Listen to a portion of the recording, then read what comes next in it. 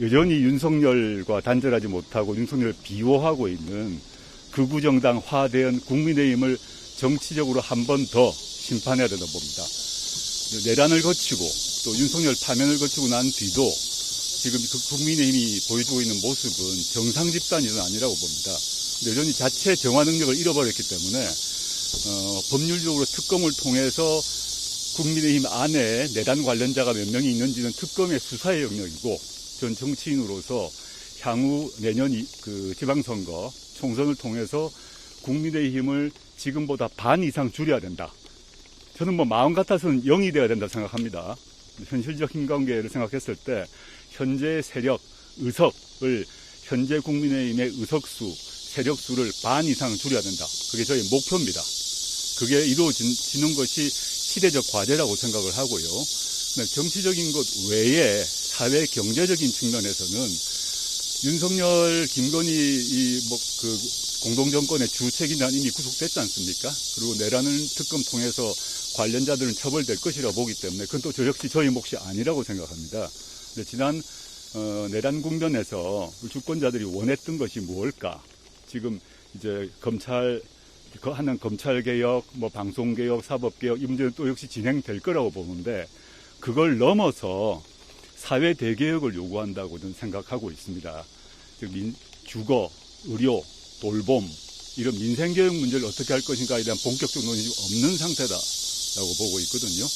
그 문제는 즉 윤석열이라는 이 내란 주범 이 사람이 종식은 법률적으로 사실상 거의 끝나가지 않습니까? 그 이후가 중요하다.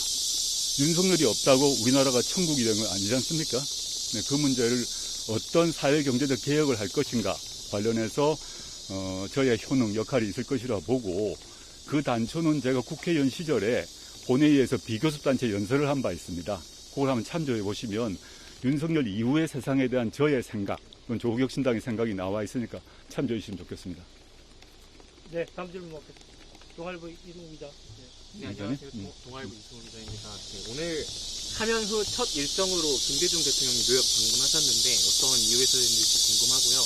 그리고 향후 앞으로 일정 또 아직 안 나온 것 같은데 문재인 전 대통령의 예방 등 향후 일정된 일정이 있으신지 궁금합니다. 일단 오늘이 김대중 대통령 주기 아닙니까?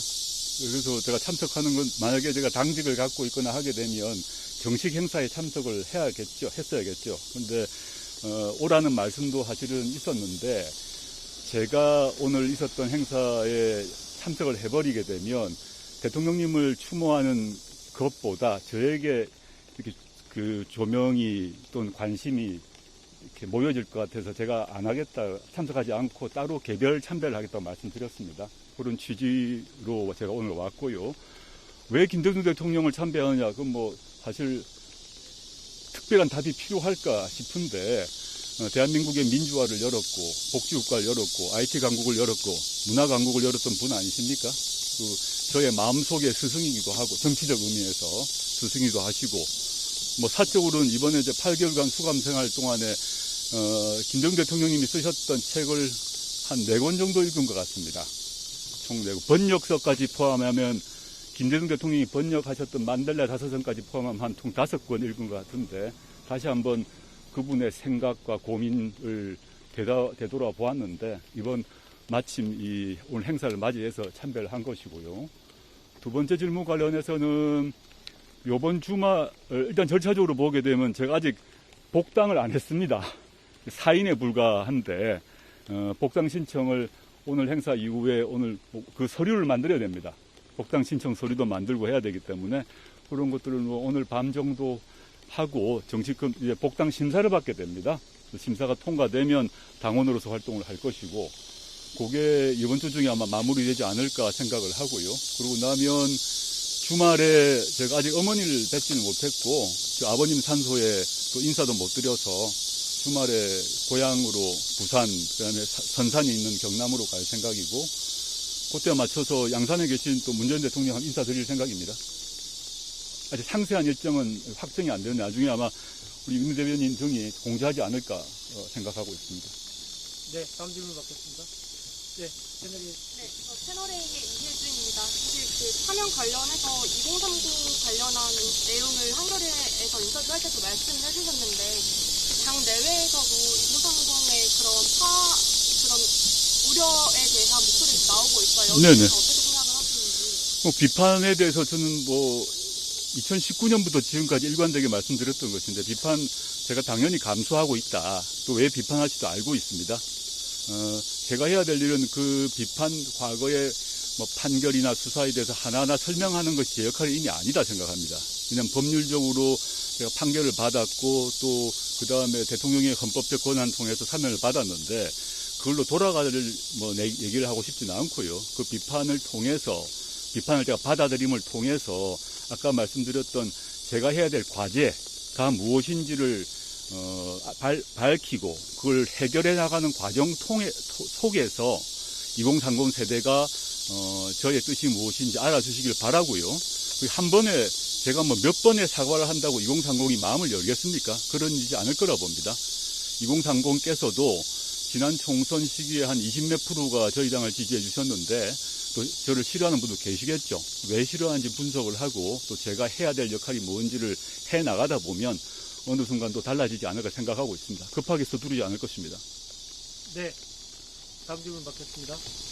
네, 대표님, 메일일보 이태용 기자입니다. 연장되는 질문인데요.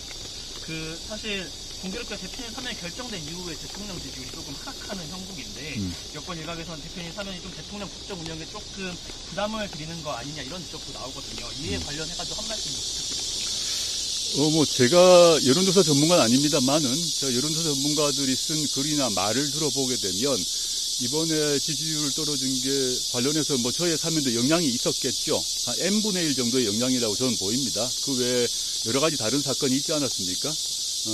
물론 일부 언론이나 정치인들, 특히 국힘 쪽 정치인들은 그걸 n분의 1이 아니라 조국 사면 때문에 모든 지지율이 떨어졌다고 보던데, 그건 제가 아무리 여론조사 원자료를 봐도 그건 아닌 것 같더라고요.